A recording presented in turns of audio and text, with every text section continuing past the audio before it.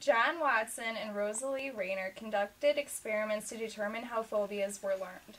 They came up with the theory of stimulus generalization, meaning that an inborn reaction for fear could transfer to a wide range of different stimuluses.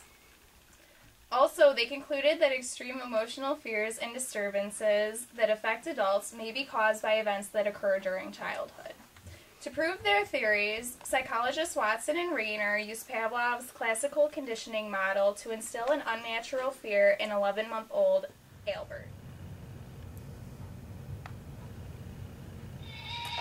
To begin, psychologists Watson and Rayner tested a variety of similar objects for Albert's approval.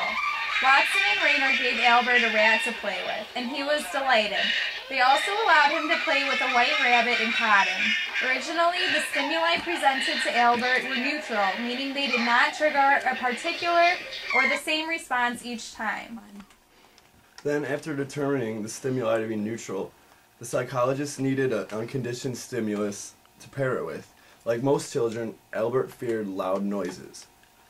When Rayner and Watson struck a steel pole with a hammer, little Albert was frightened. He jumped and fell sideways on his mattress.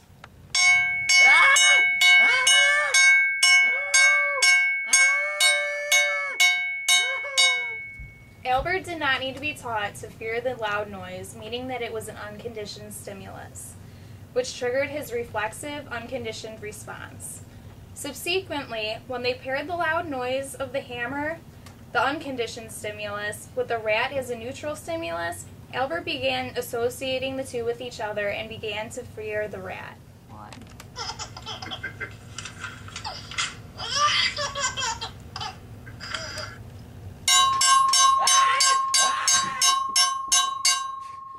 Thus, the rat became the conditioned stimulus, a seemingly neutral stimulus, which, through learning, brings forth a particular learned response.